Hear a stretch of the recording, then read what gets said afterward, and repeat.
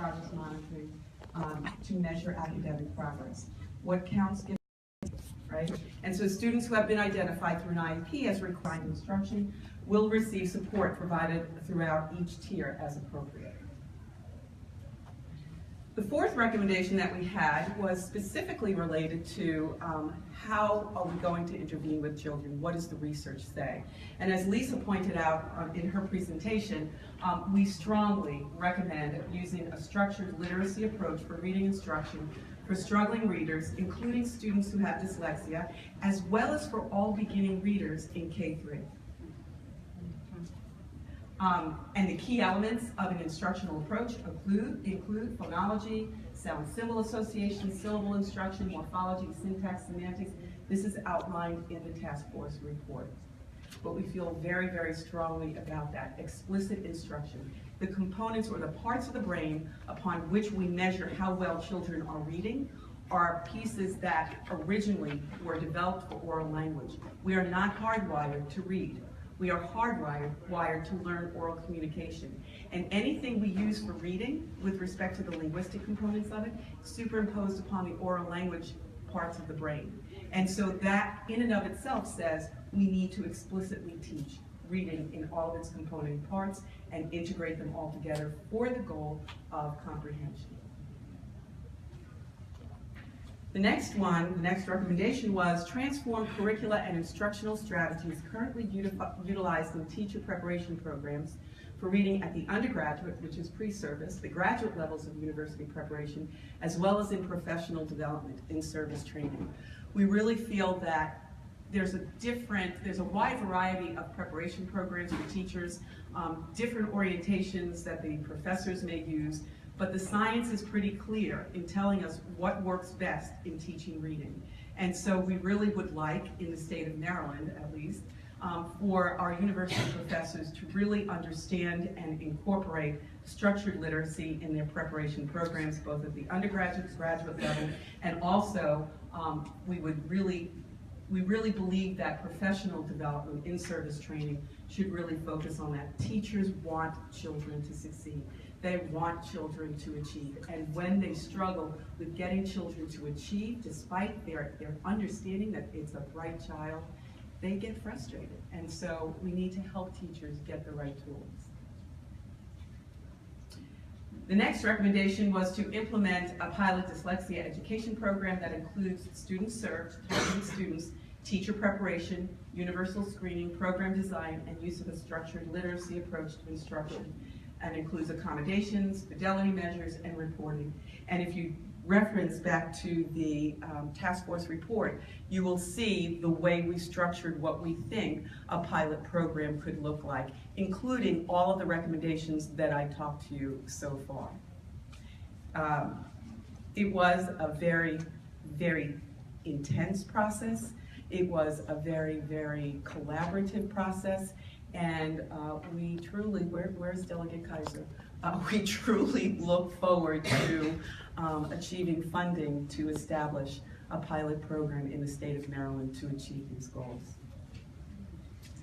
So the task force is very grateful to the legislature for establishing the task force.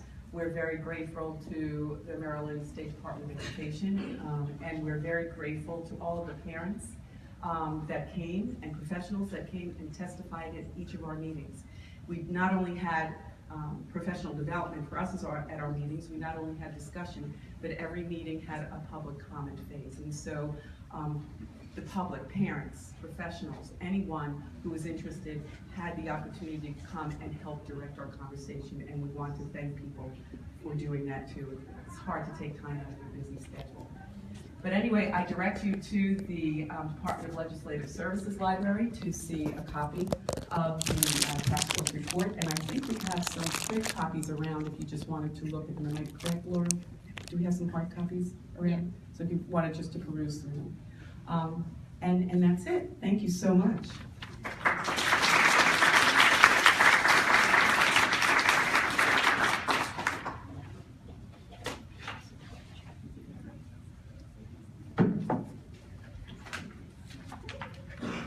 Next up, we have Marcella Frankowski. She is the Assistant State Superintendent for Special Education and Early Intervention Services with the Maryland State Department of Education.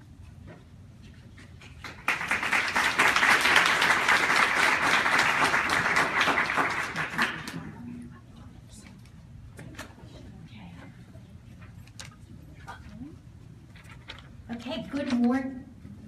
Which one do I use? This one, which one? This one right here. Okay.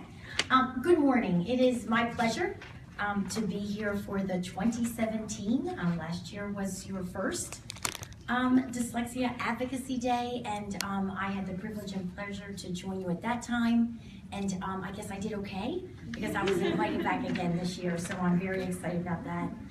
I am your service model. I am your Assistant State Superintendent of Special Education and Early Intervention Services at the Maryland State Department of Education, and my name is Marcella Frankowski. I am here today and share with you today and stand with you today to ensure that we are creating the best program for our students. Before I begin today, I would like to recognize how fulfilling it is to see the students here today and make a public commitment that everyone in this room is here for you and ensuring that you have the best teaching and learning experience in the state of Maryland. So I want to thank you for that, and please join me in thanking them for coming here today.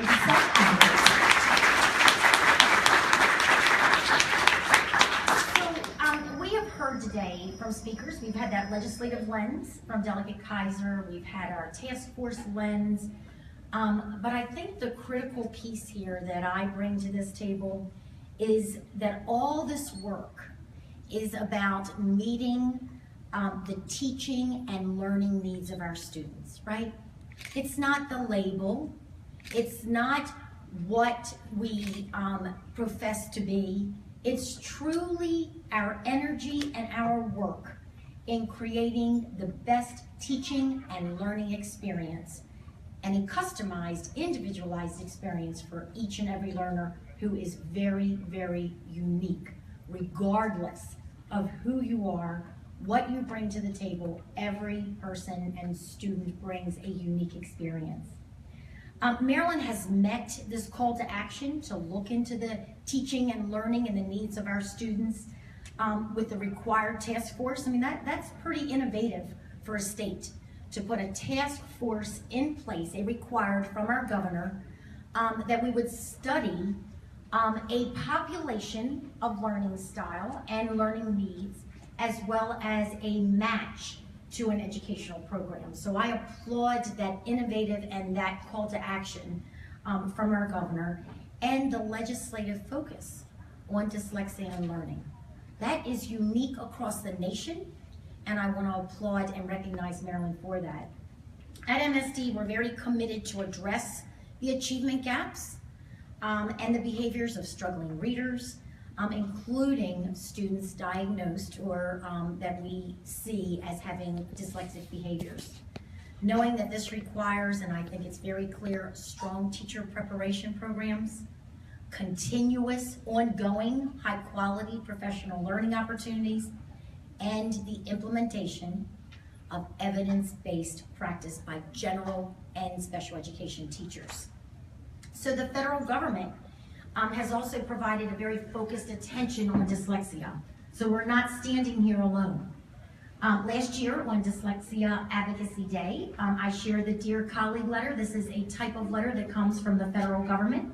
This was issued by the United States Department of Education, specifically Office of Special Education Programs.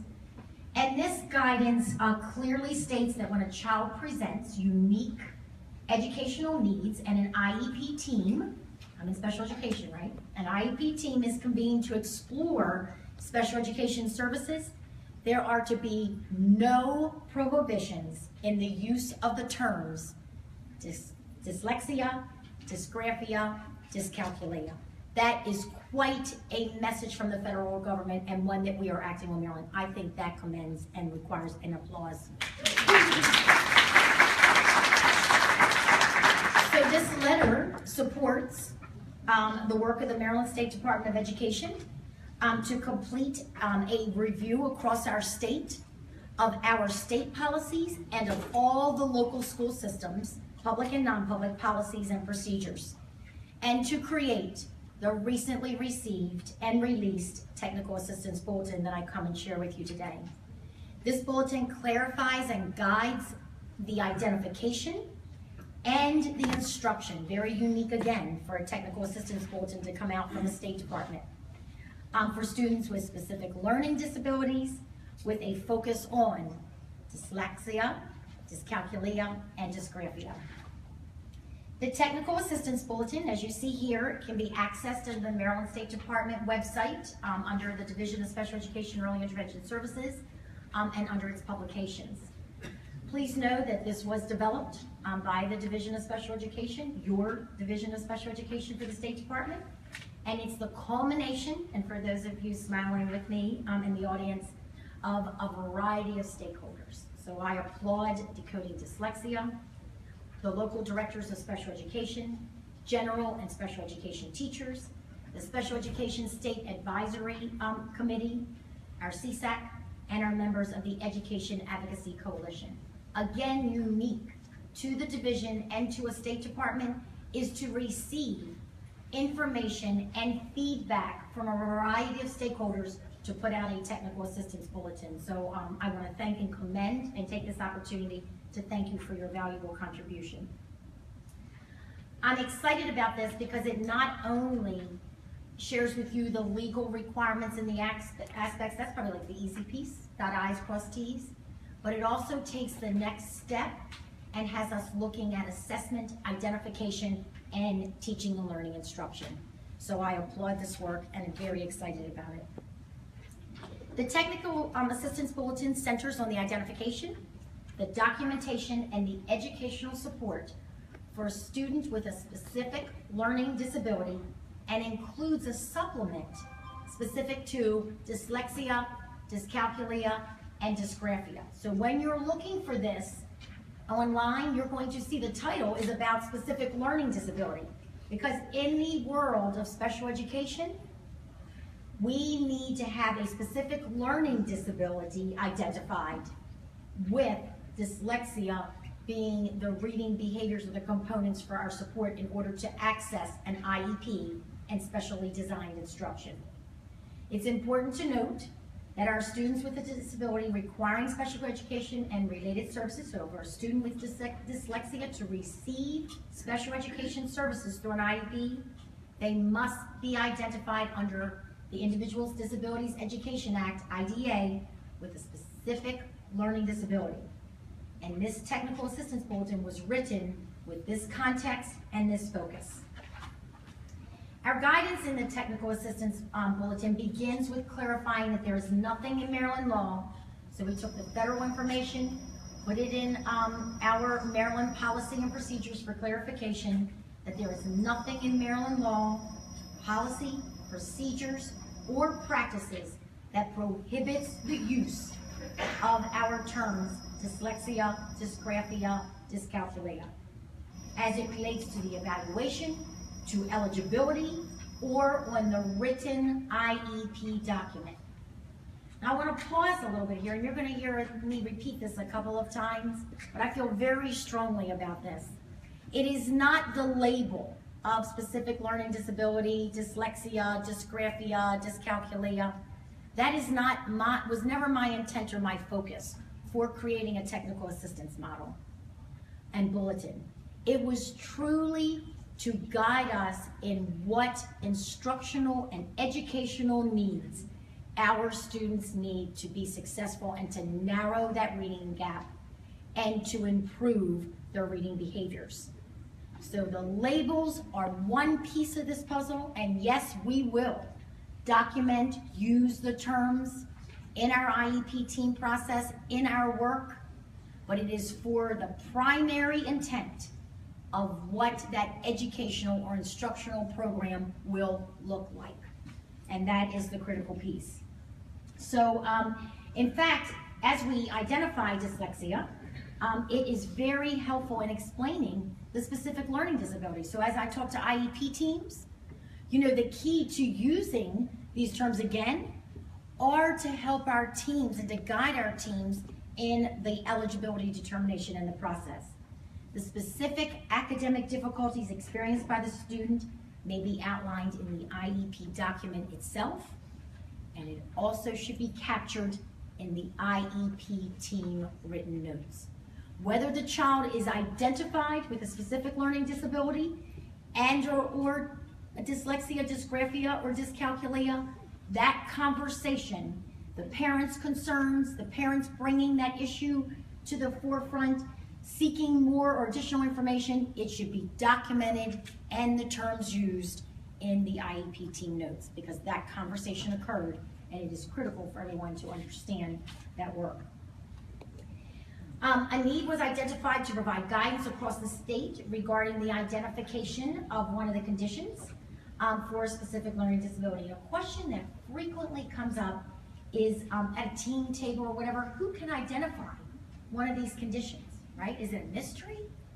Well, I have to tell you, I have been in education a very long time. My hair color is not representative. And I'm not certain what magic power it is for us to see a reading difficulty, a reading disability, and to identify an evidence-based reading program. But as we unpacked this question and had valuable feedback from all of our stakeholders, it can be identified through the IEP team process or by an outside source. Very important. The IEP team's responsibility is to determine whether a student qualifies for a disability under IDEA, right? There's 13 eligibility codes. One of them is specific learning disability. So the IEP team process, number one, must identify the disability that impacts educational program.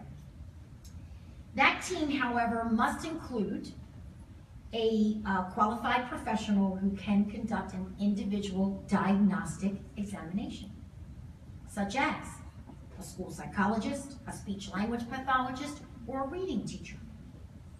And that qualified person may, as appropriate, identify that certain data is consistent with someone presenting with dyslexia.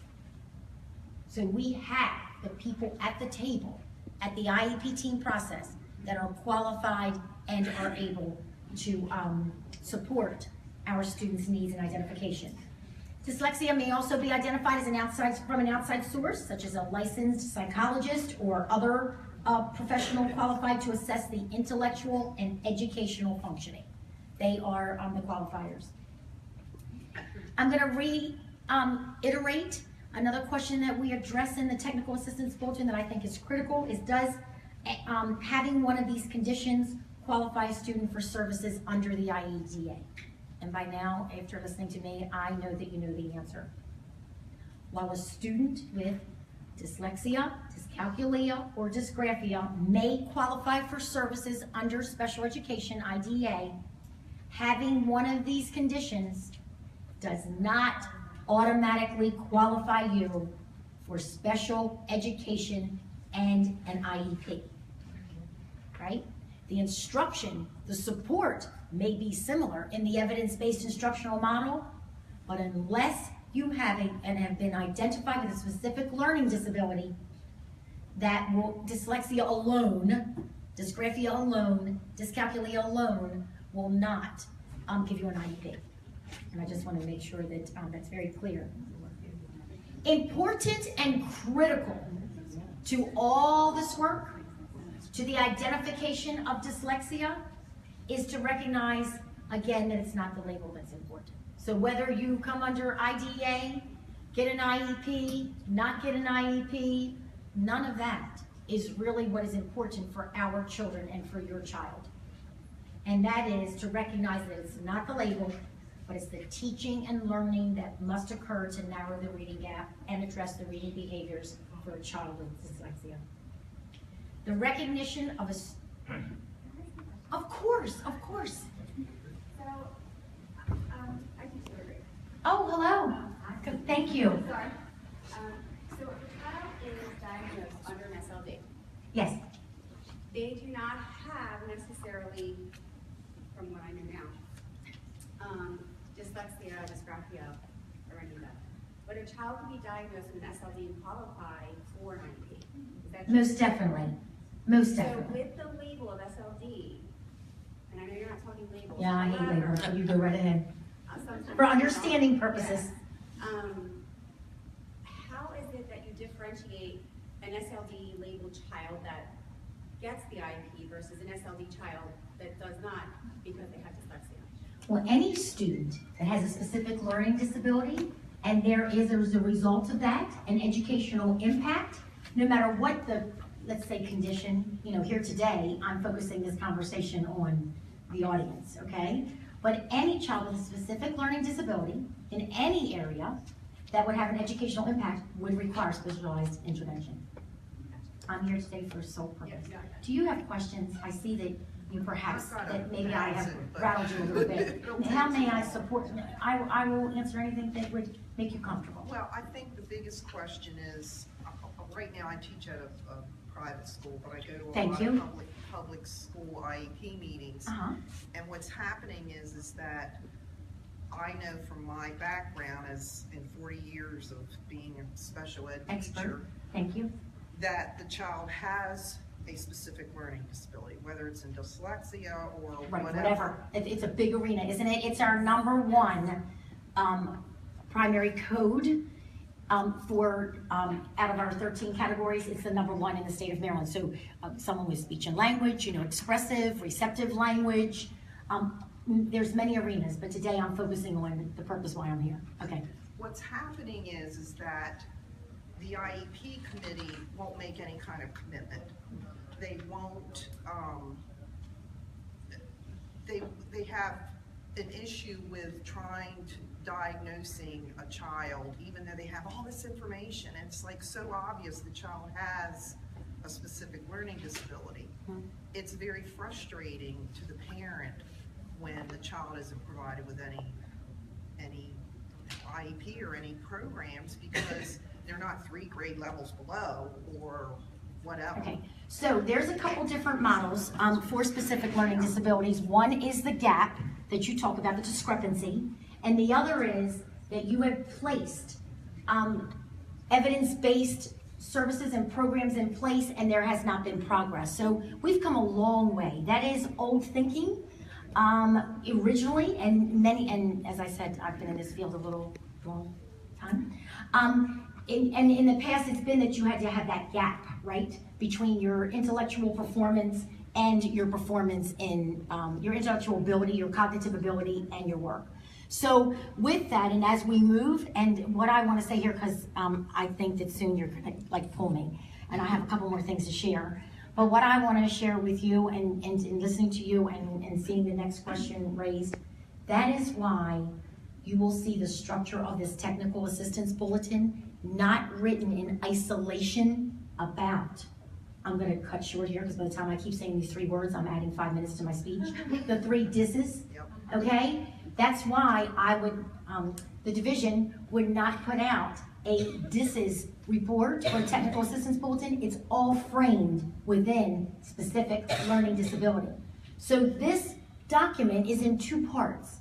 The first part is all about the identification and the work around specific learning disability. You need to carry this in your pocket as you go to those teams. So that part is all rolled out through the eligibility and the determination process.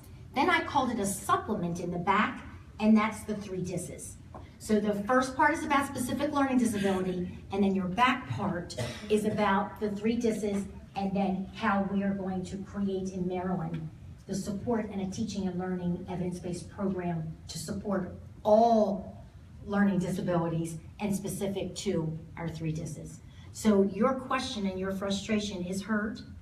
I think you're going to be very proud if you haven't had the opportunity to look at the technical assistance bulletin. It really frames your thinking and supports our teams in looking first for specific learning disability and then why. What is it? And that's the DISs that I'm here today for. Thank you. Oh, well, am I okay? Yeah. Okay. You can pull me at any time. Okay. For those of you who know me, do you want me to take questions? What do you want? I think we have to save the questions for afterwards. Okay, and I will stay. I'll be more than pleased to stay here for a little while. I have a plane to catch to present in Texas, but I'm here for a little while. It's not about this. So the recognition of a student with a specific learning disability and dyslexia sets in motion the development of a plan, which is what we were talking about now, for specially designed instruction. One highly recommended approach that Joan has shared with us today and the task force has applauded and signed on to, and it's around the state, is structured literacy instruction. Observation and assessments should address phonemic awareness, phonics, and decoding. Do you know research? There's a key, there's really a key predictor of reading difficulties. And many of you who have followed this field, and I know experience will know this, that one of the most accurate and powerful predictors of later reading achievement in kindergarten and first grade are timed tests of letter naming or letter sound associations. Why would we not give rapid naming of letter names and letter sounds for our youngest learners? I guess a little bit to move away from this and feeling very strongly about this is there is no question for any student, any child, the earlier the better, right? We have a greater potential ability and our programs are set when, and that trajectory, that gap, our greatest opportunity is earlier the better. So our early diagnosis, our early recognition, away from diagnosis, our early recognition of a reading difficulty is the most powerful intervention that we can put into place. So our focus on structured literacy instruction as well as earlier the better clearly sets us into place. To piggyback on the task work group, it's not just a teaching learning experience, but it is one that is structured, it's explicit. Do you know what that means? That we know exactly what we're saying, we know exactly what we're doing in our approach, and we repeat it. We're consistent, the child knows what's coming, the teacher knows what's coming. It is step by step. First you do this to make a peanut butter and jelly sandwich. Explicit would be, first you put out the bread. Then you pick up a knife. Then you put your knife in the peanut butter jar. Then you get peanut butter on the knife. And you continue through. Explicit instruction, systematic instruction, cumulative instruction, and diagnostic instruction is the key for success in our structured literacy instruction. You know, as I reflect on this truly is a model that we are rolling out. We're shifting to instructional leadership and instructional reform in the division because I feel that to change behaviors, to change learning, to prepare our students for college and career ready, the bottom line is it's all around quality and implementation of evidence-based instruction. That will change all effective instruction. So when we look at this and treating the whole child, social, emotional, academic, we must expose every child to grade level content standards that they are sitting in that class. And the grade that they are enrolled in, they must be exposed to the content of that grade level material. And then from there, for our students with a specific learning disability, with the condition of one of the dyslexia, dysgraphia, or dyscalculia, they get the dosage of flu in the middle. They get steroids. They get specially designed instruction with intensity and with support and a specialization, accommodations, modifications to make the difference in that child's trajectory and learning of reading behaviors. So in conclusion, I put some milestones here, so I'm really not gonna spend a lot of time on this very quickly. You'll see in 15, that's when the letter that I shared with you today, the task force went in place, and the Every Student Succeeds Act. You know, watch that. If you are following your advocates of education, the Maryland State Department is writing their new state plan. That Every Student Succeeds Act, do you know what that equals to? Accountability. That's the accountability program for every state to respond to the federal government and what they're holding their schools, their teachers, their principals, and the work in their state to support student achievement and student growth and progress. Then you'll see in 2016, we had, the President signed into law the READ Act. That focused on research, supporting and earlier identification of children with dyslexia. That's pretty exciting. You have federal law following your mission. It's pretty exciting. And later in that same year, and with my involvement with advocates and many of you sitting in the audience, it became obvious to me that we needed to create a technical assistance bulletin for the state of Maryland. And it was started. It took almost 6-8 months with feedback ongoing, and it was recently released.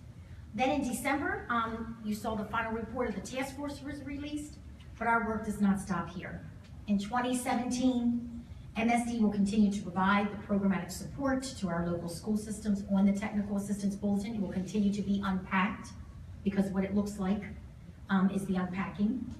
And we will also ensure ongoing statewide communication with our families and our advocacy partners, our state advisory groups and other stakeholders. We're not done. The recommendations, the task force is not done. But the work requires the involvement of a community. Before I close today, I would like to take this opportunity to acknowledge the members of the task force, the advocates that give their life to this mission and to this work, and in particular, a member of our community that I've had the pleasure to work very closely with over the last year and in the task force. And it's an individual, an expert in the field, and committed to leading the change of the task force and for our students. And I'd like to have you join me in applauding the work, the commitment of Dr. Joan McCarthy.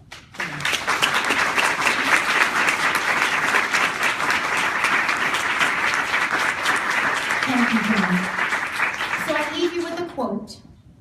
Never doubt that a small group of thoughtful, committed citizens can change the world. Indeed, it is the only thing that ever has. Thank you for all you do to support our students in Maryland to be the best they can be and to make a difference in their lives every day. Thank you.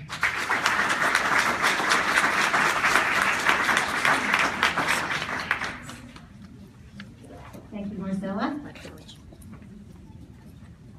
Next we have Ms. Susie Fowler. She's the Director of Special Education in St. Mary's County, and she's going to help us understand what St. Mary's County has done with the Technical Assistance Bulletin in our county, and go through that with us.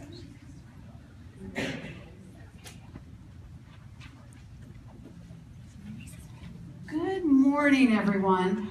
I don't purport that what we're doing in St. Mary's County should be a model for anybody else, hence no PowerPoint. But we are doing something, and every system in the state is at a different place. We all have our individual ways of doing things because of populations and size and budgets. So I'm just going to share with you where we are in our journey regarding the SLD tab. First of all, I want to, confirm what Dr. McCarthy said earlier. I've been around a long time. I have never met a teacher who didn't want every single one of her students to read, or his students, didn't want every single one of their students, once they had learned how to read, to use that reading to learn. Every single teacher has that as their objective and their mission. Unfortunately, it's much easier said than done for some students. And that's where the work really begins, the rubber hits the road. In St. Mary's County, we were very fortunate to have a number of representatives on the task force. Our superintendent, Mr. James Smith, was on the task force. Laura Schultz and Lisa Blattenberger are parents of students in our school system. And so we had the advantage, really, of being informed along the way of what was happening with the task force.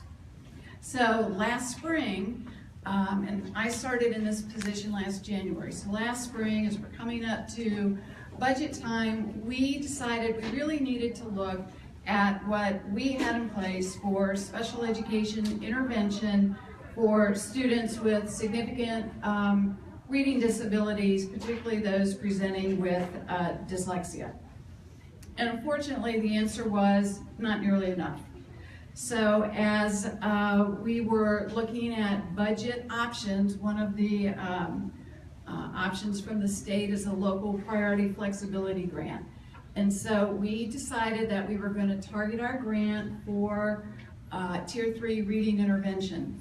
And I don't say that to mean that only special education offers Tier 3 reading intervention, but that's what we really needed to do. We, about 9 years ago, had made a significant investment in the Wilson Tier 3 reading program, but we hadn't kept it up. So people who had been trained were no longer there, materials were no longer there, and so we really had to start from scratch.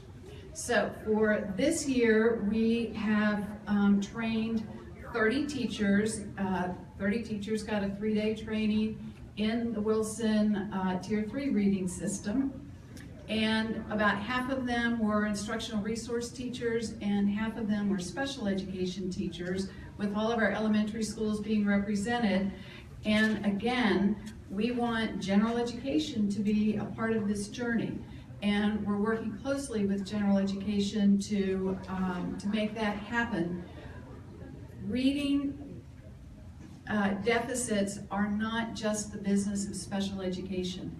And our goal in providing the money for this training was in part to ensure that there can be high quality intervention in place before we are ever recommending that a student come to an IEP meeting.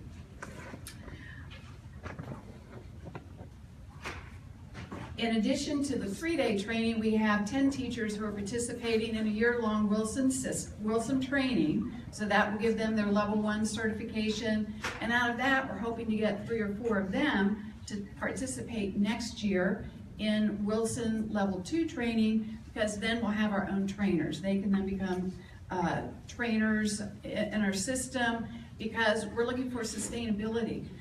This is a lot of money. How do we keep it going over time? And so we're hoping to do that. Next year, we're going to use the same grant to do the same kind of training for our secondary schools, so that we will, from K to 12, have a high quality, evidence-based reading intervention in place across all of our schools.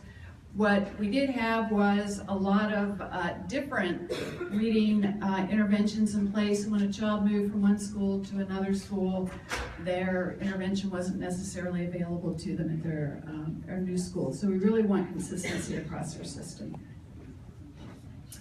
So moving forward with the TAB, we have organized a committee of general education teachers, special ed teachers, administrators, central office, gen ed supervisors, and special ed supervisors to review what we currently have in place in Tier 1, Tier 2, and Tier 3 for reading, writing, and math, so that we can identify what gaps we might have and then look as a group at the best ways to fill in those gaps and how to move forward to create a full and comprehensive system of initial instruction, Tier 2 instruction, and Tier 3 instruction. And that's kind of where we are at this point in time. So again, that's just what we're doing. Other systems, I'm sure, are doing other kinds of look at what they have in place. And again, gen ed and special ed working together is